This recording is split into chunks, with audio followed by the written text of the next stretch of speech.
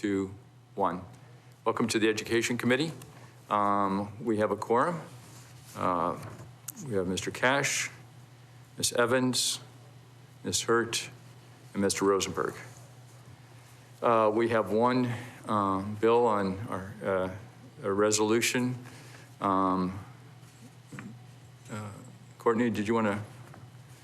Yeah, so we're going to defer this for one meeting because we're having a joint committee meeting with Budget and Finance to discuss all of our remaining allocations.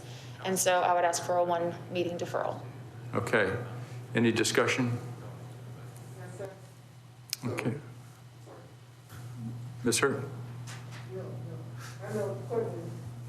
So is this about the remainder that was in contention a meeting or two ago in terms of like there was an overpayment and? Correct. We allocated a certain amount for two very specific things: student laptops and hotspots.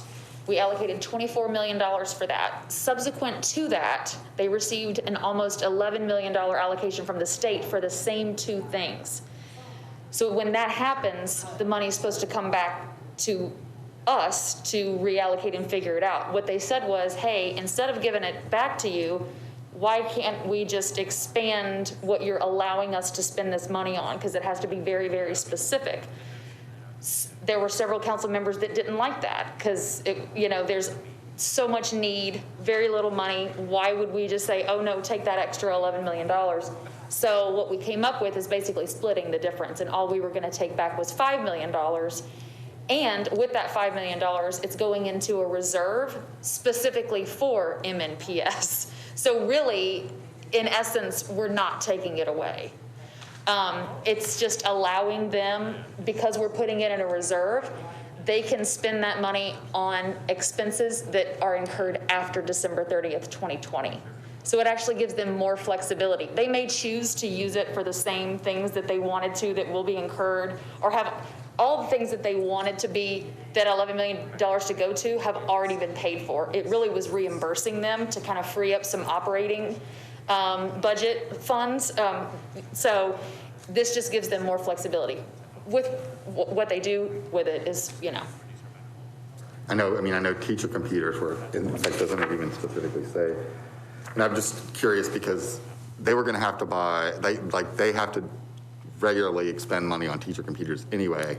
I don't know if they have, if there's a difference in what they get because they're teaching virtually versus what they have in their classroom to do attendance and grades. And yeah, I'm sure that they are, but we were told specifically that this $11 million was reimbursing expenses that have already been paid out of their operating budget, and we would just be plugging that in, thereby freeing up $11 million for them to do whatever else with. Who knows? I don't know. Gotcha. Thank you. So, yeah.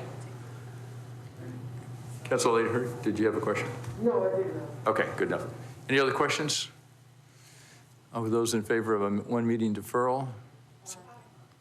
Any opposed? Did we make the motion? Oh, yeah, you're right. We need someone to make a motion. Okay. All those in favor? Aye. Any opposed? No. Okay, one meeting deferral. And then I guess it defers back into us. Correct? Okay. Well, I guess so. It will? Okay, yeah. For the Education Committee, we had just, Council Lady Hurt, we were just talking about our meeting on Thursday with the MNPS and the school board. Just want to make sure everybody is aware. You should get an invite from Rosie. Again, it's to go over the capital plan so that we have a better understanding not only of what their current needs are, but their long-term needs, so that as we make decisions, we can better understand what that might be. But it's first of many, hopefully, that will be on a monthly basis.